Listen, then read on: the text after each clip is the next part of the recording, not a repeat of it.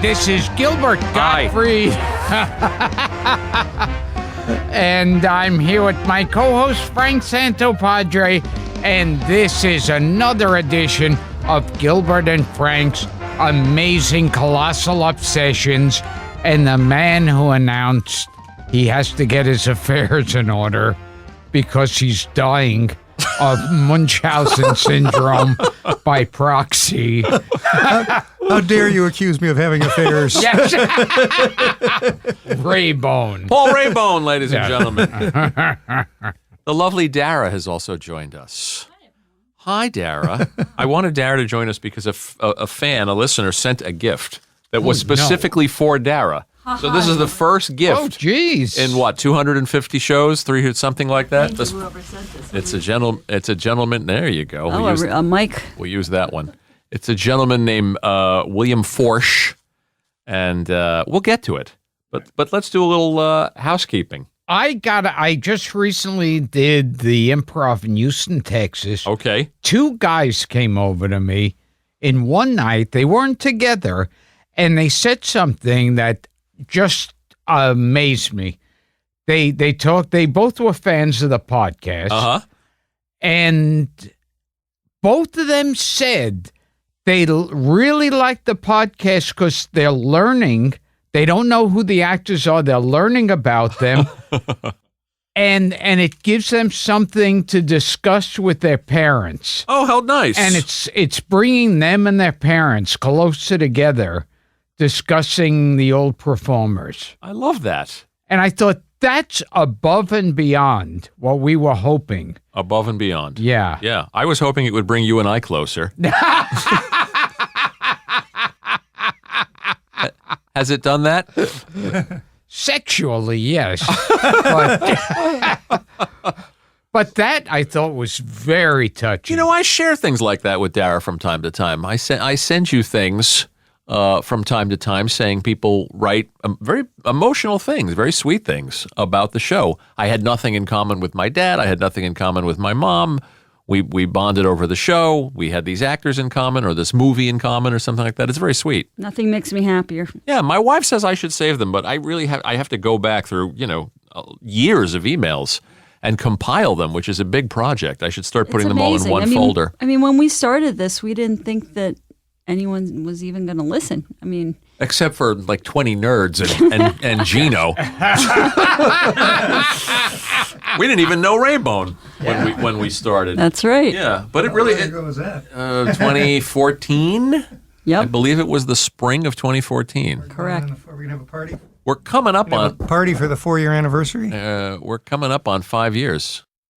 Yeah, we were talking about like listeners getting closer to their parents. Yeah, we get a lot of stuff like that. Yeah, that's always a surprise. People getting through surgery. A lot of people write and say they're on long distance trips or commuting, or people who work in bakeries or they have solitary jobs where they're sculptors or they're artists and they'll put the show on and sit there and listen to the show. There was another guy, also Houston, Texas, who told me he was coming out of surgery. And it was taking him a long time to convalesce.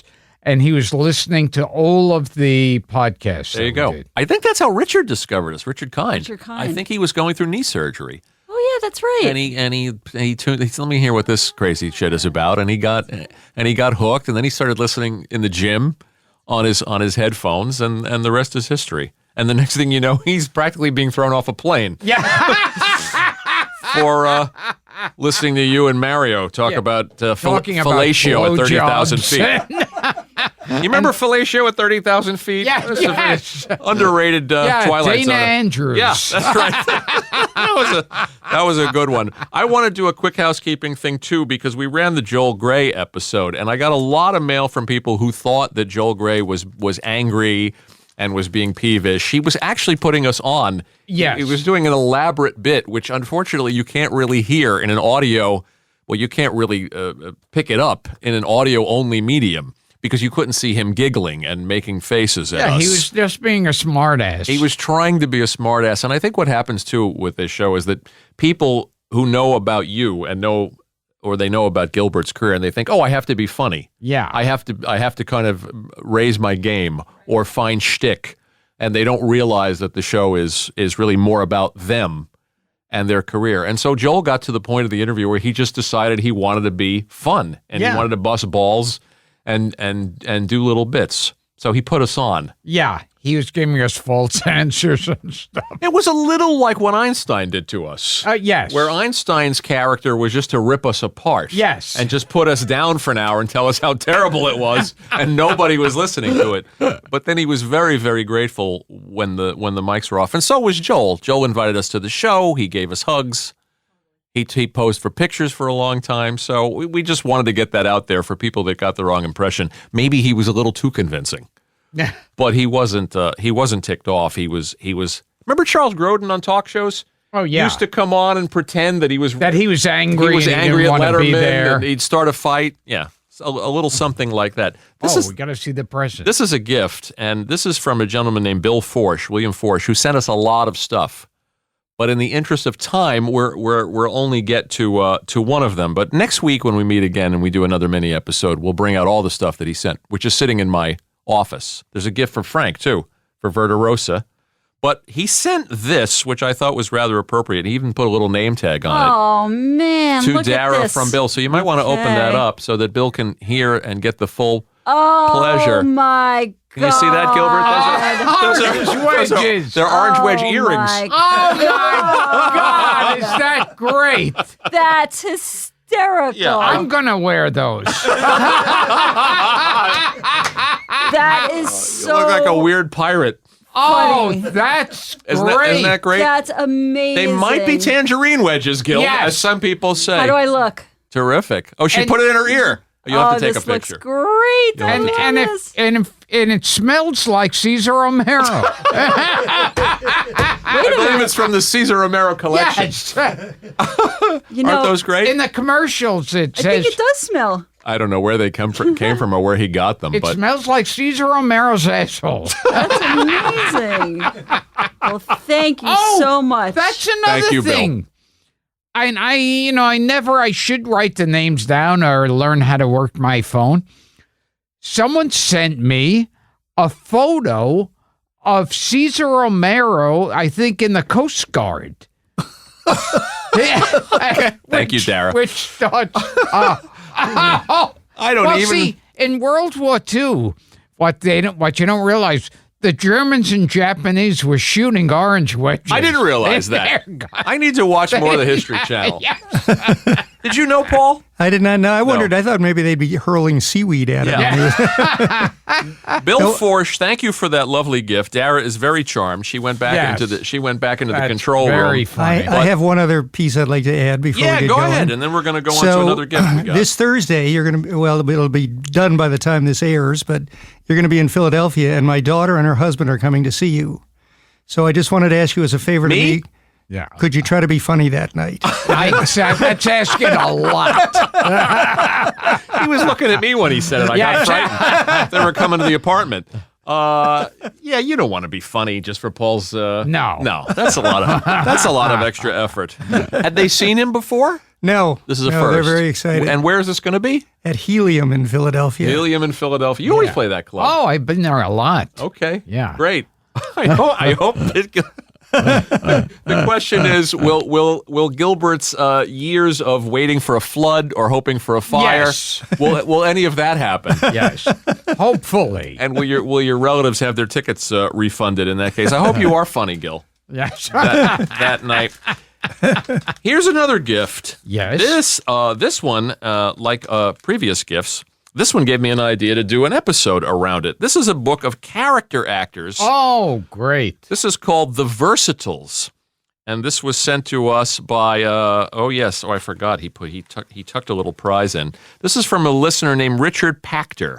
Pachter. He wanted to make sure that I pronounced his name correctly. He also sent you these. Some more Chick tracks. Wow, I love these. Yeah, you must have a collection now in the numbering in the hundreds. How many of these have you gotten? People save these all these years for reasons known only to them, and then when we announced on the show that he was obsessed with them, they started coming in droves. I can clean out the goddamn I can attic. get rid of this shit. I like to turn right to the end to see if they've gone to hell Yeah. or if they turn their life around. The Beast.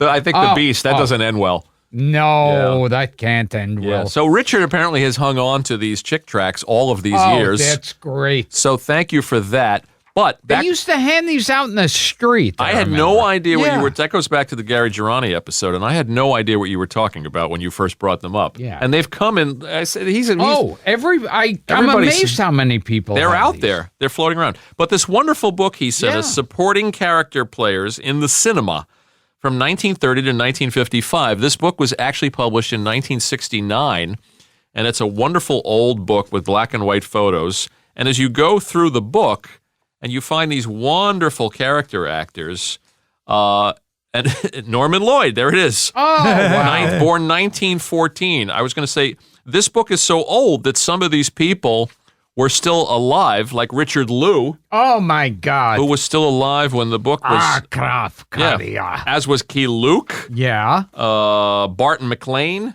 Barton McLean had just died in 1969.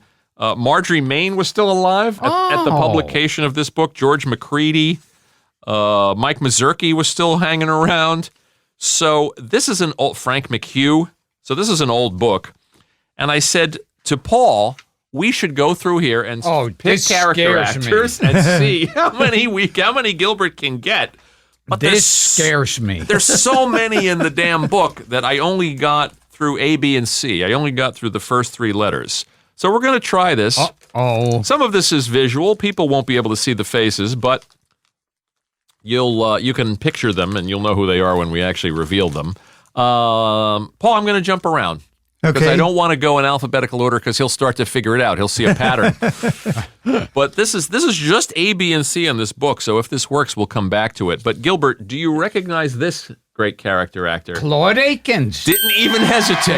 Yeah. And he was, I remember he was the preacher in, what the hell was not Vincent Price, Spencer Tracy and Frederick March. Inherit the Wind. Inherit the Wind. He was the Very good. a mean Southern preacher. Very good. He's also in that wonderful Twilight episode. The monsters are due on Maple Street. Yes. Yeah, that's Yeah. a great And one. is he also in, and this someone else wrote me, talking about, he gave me a whole thing, everything you need to know about Oscar Barecki. Right, Barecki, because he came up during the cabinet. And I think Claude Akins is in that, Which one? where they sleep and they're frozen, and then they wake up in the future, and they're like going through the desert. In the Twilight Zone? I think so. Or is it a feature? No, it's the Twilight Okay, Zone. I'm going to look that one up. What do we know about Claude Akins, Well, Paul? What'd you find? he was in. I found various westerns that he was in. Yeah. and every one of these gave me an image. There's about He was 6 of them. always the mean Sheriff guy. of Cochise. Yeah. remember that? Played Sheriff Lobo on television. Wagon Oh, Train yes. Wagon Train was another one. The Rifleman. He was on as a guest star, I think. Rawhide. A lot of television. A lot of Gunsmoke. Western. Oh, Planet Rawhide. of the Apes. He was in. He was wasn't he? Battle for Planet of the He's Apes. in the Battle battle. for That's Planet the of the last Apes. one. That's Yeah. the last And he was original. his touch with greatness was a movie called The Killers, and the cast is spectacular. Lee Marvin, Angie Dickinson, John Cassavetes, Ronald Reagan, and one of my favorite all-time names in show business, Clu Gulager. Clu Gulager. Yes. Or Clu yes. Gulager. He's still around. Is he Should we really? get him here just so we can have fun with his... I with his- insulted another live actor. I don't know. Yeah, just so I could screw up his name. I don't for think that. it's one of those guys where I've never heard his name said, Yes. but I don't know how to pronounce it, but he's still with us. He's in his 80s or 90s, and Wow. we could try Might to be track fun. him He's down. just getting into the prime age for the Yeah, show. Claude Yeah. Akins was usually the mean guy. Yeah. The bully. The bruiser. But he was not. I was trying to look this up. He was not in Tremors, was he? Who was in Tremors? There's a character in I Tremors couldn't tell you. that looks like him. Anyway, If you want to pick up your phone and be handy See what on I your can do. phone while Gilbert's guessing these. Okay, he'll get back to us in a month. Okay, here's another famous face, Gilbert. Who's that? Oh, Ed Begley. Very good. Yes. Ed Begley Sr. This is a picture of him in the unsinkable Molly Brown. But- and he would usually play mean characters. Yep. And I remember he was in a movie He's in one you just mentioned. He's in Inherit the Wind. Yeah, Inherit the Wind. He's Right, in. right. Oh, 12 Angry Men. Yes. He plays the racist character. Yes. Like, well, you know the way these people are. Oh, they all lie. And, oh,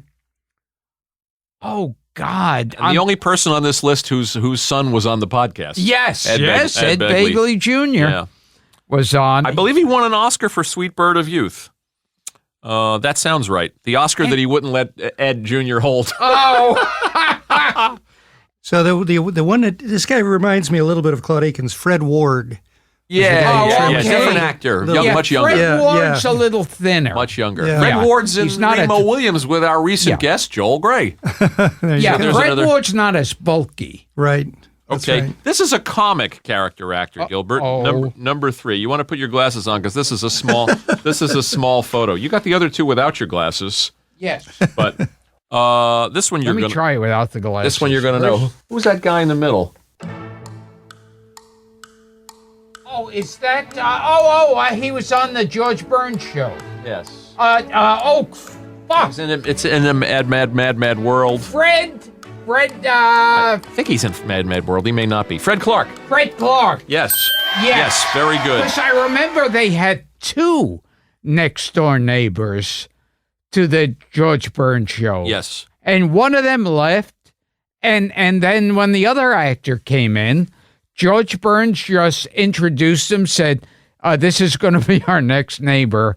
That's it. And then it Fred was Clark. Like, I think okay. there were four of them. Four of the Harry Morton character. Okay, go ahead. Now, well, I don't have the names, but Okay. they kept changing over as if nothing, nobody would notice. Yeah.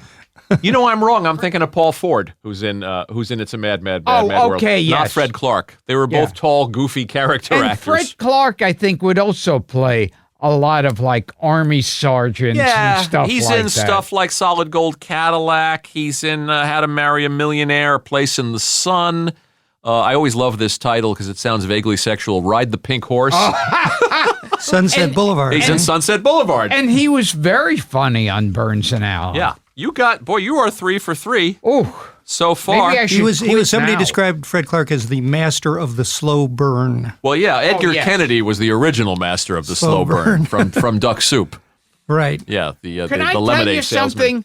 I love Duck Soup, but the one scene that gets on my fucking nerves. Harpo and Edgar Kennedy. Yeah, because Yeah. I feel like he's running a business there. Stop being assholes.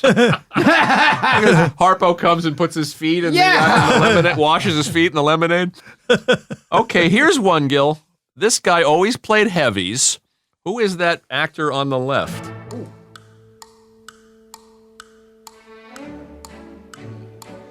I believe he's the bad guy in A Day at the Races. He's definitely, no, he's not in A Day at the Races. I'm confusing him again with somebody else. He's in Son of Paleface. No, he is in A Day at the Races, damn it. He's in Mr. Deeds Goes to Town. He's the bad guy. You know the face. Yeah. He's in Son of Paleface, Three Musketeers. He's in the Ten Commandments. Did a lot of stuff. Douglas Dumbrille. Oh my God. You know that name? Yeah, he did work with the Marx Worked with the Brothers. Marx Brothers. Yep. He's in Lives of a Bengal Lancer, Mr. Deeds. He was on George Burns and Gracie Allen playing different roles. There you each go. time he appeared. There you go. Raybone with that deep research. All right, you're three up and one down. Yeah. Now you're going to get this one. Who's that guy on the Okay. top right? He's in a lot of costume pictures. Ooh. Worked with Rathbone and people like that. Not Raybone. He's in The Seahawk. He's in Philadelphia Story.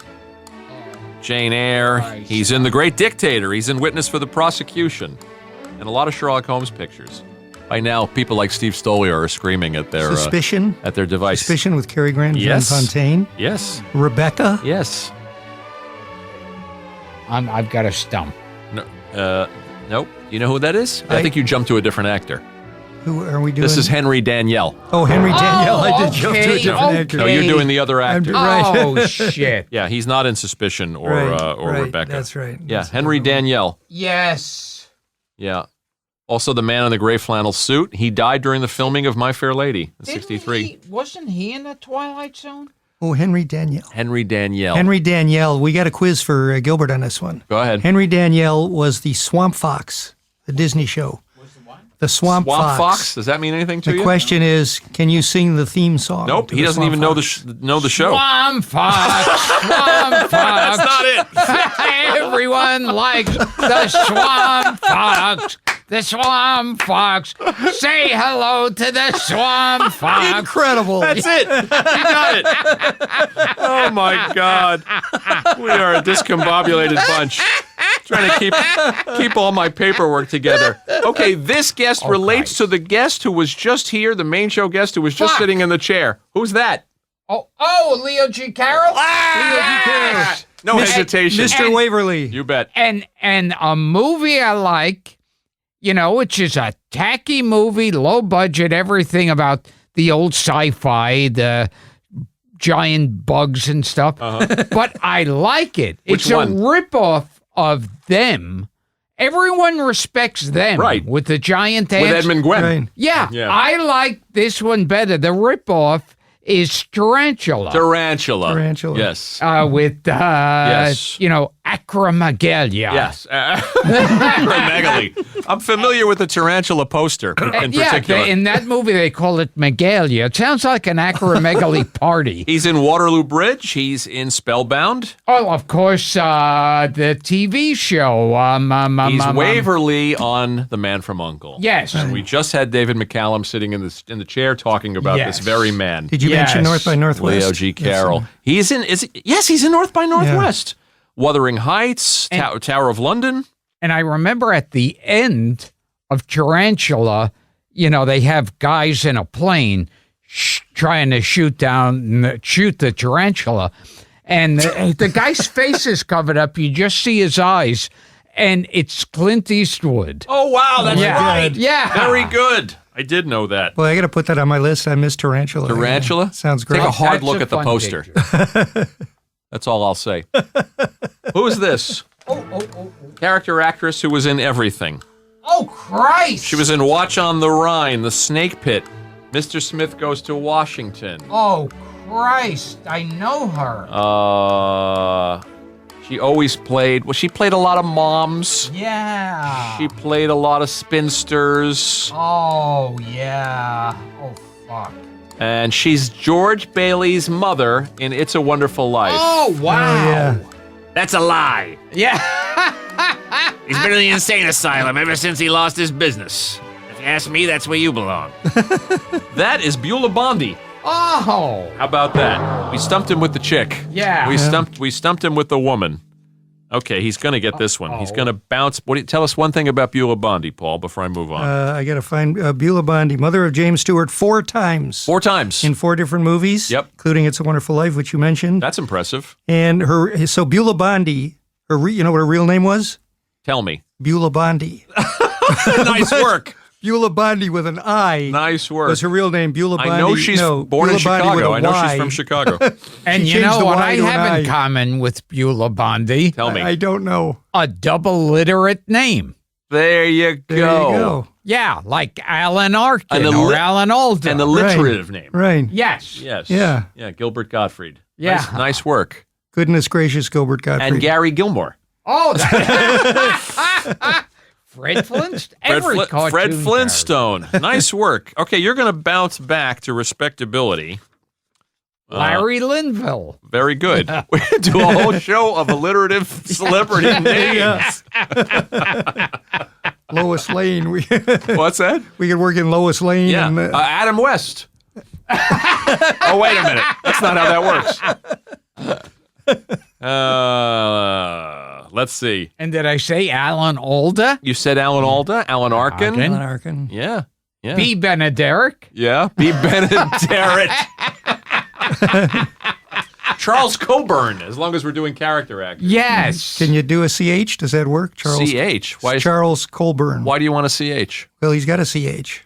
No, C is C. It's Gilbert Gottfried. It's double No, initials. Gilbert, wait, Charles Colburn. Yeah. Even though the C is pronounced like a C, never mind. doesn't matter. No, I did notice Sound that. doesn't matter. It's the letter. I did notice, What are you though, trying to that it punk me? doesn't have that, sexy, steamy, like the funny, fearless. What about the screenwriter Sterling Silliphant? That's good. I don't know why these are leaping into my head. Yeah, I did notice the sound is different. Yeah, It should have that it should hit the letter. that's right. Okay. Does M. Emmett Walsh count? No. but M. Emmett. M. Emmett. EMW. William Wellman. William Wyler. William Wyler. And William Wellman. Yes. William Wellman, who directed the first Oscar winner, Wings, in 1927. But that's neither here nor there. We've gotten off topic. Let's get back to the character actors. Okay. People are screaming at their phones. Who's that gentleman? Oh boy. He's in everything. Oh, he is. Holy. Fuck. Always played a villainous character. Always played a rich man. It's not. Is it Arnold? It's Edward Arnold. Yeah, Edward Arnold. Very, very good. Edward Arnold. Born right was- here in New York City. He was in a movie called Come and Get It. Yes. With Walter Brennan. and Francis Farmer. That's correct. Very good. Francis Farmer.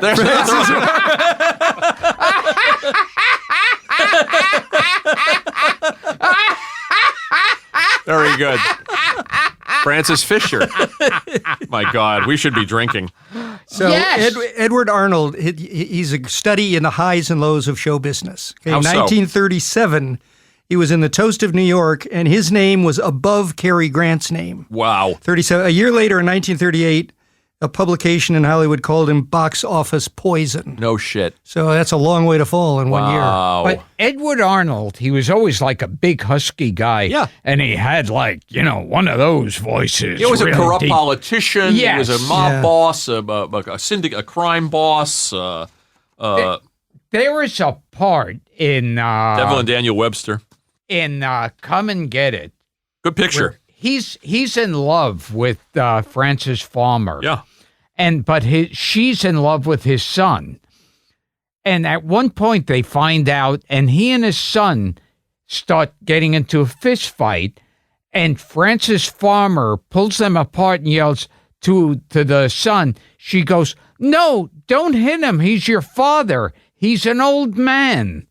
And then there's a close-up of him, like just devastated. Yeah, that's wild. I'm getting tears. In my, Yeah. that's Capra good. used him a lot. You can't take it with you. He's actually a good guy in that one. I had one other thing to add about Edward Arnold. He in Gremlins there's a scene with a large photo on the wall, and this is after he had died, and it's a photograph of Edward Arnold, and the filmmakers had to get permission to use it from the estate, and the person who got that permission was former podcast Joe Dante, How about that? the director of. That's good trivia you Isn't that found. a good one? Nice research. I was once That's on a research. plane, and I saw a guy sitting across from me, and I said, "That's Edward Arnold's son." And I was thinking, oh, I got to go over and tell him that I'm a fan of his father. But I didn't. And then I'm walking in the terminal, and I pass him again, and I thought I got to tell him, and I didn't. And at first I kicked myself, and then it fucking hit me, and I was thanking Jesus that I didn't go over, because it was Edward Albert's son. Edward Albert. And I thought, ooh, that would have been... From Butterflies Are Free. Yeah, that would have been the most uncomfortable flight I was ever on. It was Eddie Albert's son, Edward Albert. Yes. He was an actor. Yes. And I thought, Nice work. Close call. Thank you, Jesus. Your social phobia saved you Yes. for once. I misspoke. he He's was- the bad guy in You Can't Take It With You. Lionel Barrymore was. He was a terrific actor. Yeah, and in everything. Capra used him in Mr. Smith with Claude Rains. Yeah. And You Can't Take It With You, and in Meet John Doe. So he worked a lot. Yeah. Big career. Okay, now here's a layup. Katharine Hepburn was called box office poison. Is that At right? one point, yeah. Yeah. Wow. Also, Gilbert Gottfried after Funky Monkey was released. Through, but that was through my entire career. Slow acting They just poison. had it once. All lows. Oh. With me, you don't have to pick out one part. It's from beginning. Who's that actor? You know him. You'll get him right away. Oh, Lionel Atwill? Oh, my Lionel God, Atwill. that's too easy. Nice. He's come up here many Yeah. That times. was too easy. Son of it was- Frankenstein? Yeah. He was the one-armed... Give you an easy one every now and I then. have a question that I saw in the research that I couldn't answer. Lionel Atwill almost got famous as being like the next Fatty Arbuckle, Yes, Errol Scandal. Flynn, because Yes. he used to have weird Yep. sexual parties. Yep. And a couple of times, they said one time Lionel Atwill was crying, and he said, you know, they finally got me, thinking this is going to be the end. He'll be in jail. Lionel He Atwill. had, go ahead. No, you go. Well, he had something I read here. He had this awful end He to had his life. Munchausen syndrome. by He proxy. did. He was the And he had this, and then it said was patient zero. after he was convicted and the whole mess broke, he was kept employed on Poverty Row. Do you know this term? Oh, Poverty yes, Row Reference yes. to the B movies. I thought that's a great concept. B movie studios, and he just made cameos and occasional things. Columbia was considered a Poverty Row Is that right? studio. What a when great Capra, piece when of Hollywood Capra thing was is borrowed Poverty Row. Clark Gable and Claudette Colbert. Oh Yeah, God! yeah. Oh God! I got a mental block. That studio, Monogram. Monogram. Sure. Monogram. They were really cheap. Sure. We know about Lionel Atwill and we know about the work of Lionel Atwill, so I thought I'd throw you a softball. Oh. Now here's another one that might stump you. Who's that? Oh, fuck! Is that it's not Lewis Calhoun Very good. from Duck Soup. Very and, good. you know, Lewis Calhoun. Trentino. I'll never Ambassador forget. He Trentino. was hysterical Yeah. in that Lewis Calhoun. Yes. And he also, I remember my mother telling me, I think when she was younger, she once had a job lasted a short while in a department store, or she was in the department store, and she saw Lewis Calhoun come in, and he carried himself like an old-time actor. He had a cape. That's great. Yeah, and like an ascot and a cane. Yes, That's wonderful. and just carried himself like the great old actor. He had quite a career. They describe him here in the book as one of America's most distinguished actors of stage and screen, a wise and witty raconteur dressed like a Wall Street broker with his theater-trained voice. It kept him in demand in films for many years. Affairs of Cellini, The Count of Monte Cristo, The Life of Emile Zola, Juarez, Notorious, Asphalt Jungle. Ah, yes, yes. He's in and The Blackboard Jungle, Julius Caesar, Executive Suite, and of course he will forever be Ambassador Trentino. Who Groucho Marx slaps. Upstart. Yeah. It was a 7-letter word. I'm going to offer my hand, and I'm sure he'll accept it, in the manner of which it's given. But what if he doesn't accept it? That would be a fine how do you do. You worm. I still like Upstart the best. Okay. This one is not really even a guess, but And we're going to... he's hysterical in that scene where he's trying to make sense of what Chico and Harpo. Absolutely. Yes. Yeah. Yeah. Well, we follow him all day. He gets mad because he can't read. Yeah. Okay. This one is not to stump you, but I came upon we shadow him. What day was that? Shadow day. It still holds up. Yes. That movie, our friend, I think it was Donald Liebenson, there's an article that we'll post on social media. I think Duck Soup is 75 years old Wow. or something like that. Is it Jeez. 75 or 85? Oh my God. It's 1930. Paul, do the math. 34.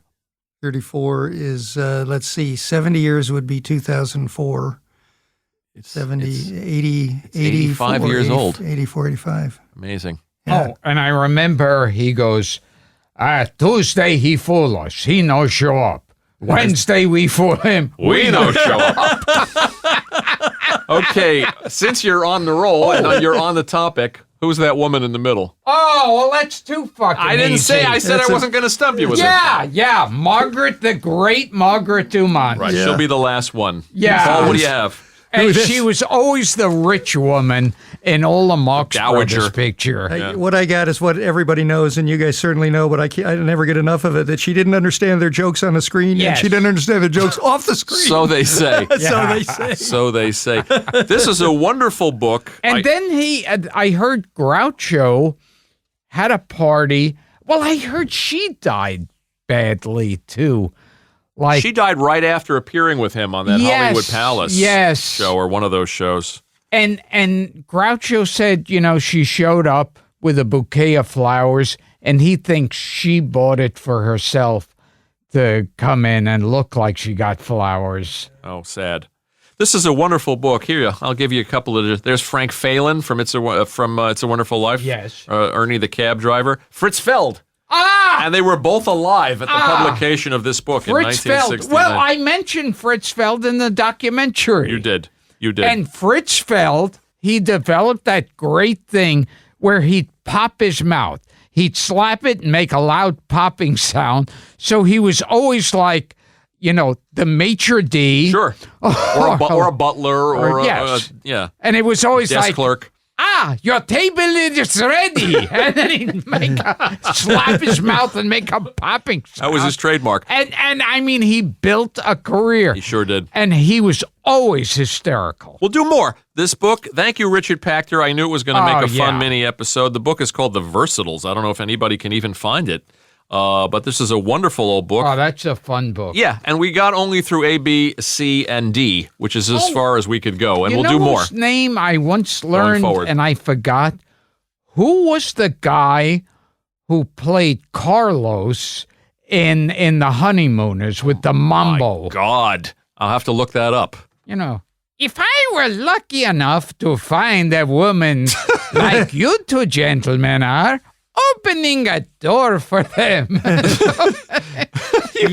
I got something on Margaret Dumont's death. Go quick. The Hollywood Palace, you were right, but she was reunited with that week's guest host, which was Groucho. Yeah. Yeah. And they performed Captain Spaulding's scene, including the song "Hooray for Captain Spaulding." According to my, there he is, Charles Corvin. Oh, okay. Yes. Wasn't yes. even Latino. Yes. Who played Carlos Sanchez. Carlos is teaching me to mamba. There you go. Was that fast enough for you? He was Hungarian. And his real name was Geza Corvin Karpathy. Wow. There we go. We'll save some more actors. And you, at your age, should be ashamed of yourself. You guys. Thank you, Mrs. Manicotti. Say goodnight. And I remember like the full version of Hooray for Captain Spaulding that they did on the TV show. Yeah, it's like, presenting Dr. Hackenbush, the famous medico. You're welcome, Dr. Hackenbush. If that's the case, I'll go. Very good. Very good. All right, sir. Oh, this was a fun one. We'll do more. We'll do more character acting. Okay, so this says another edition of Gilbert and Frank's Amazing Colossal Obsession. And post your favorite character actors online. Put them on Facebook, put them on the Listener Society for us, and we'll talk about them. Bye.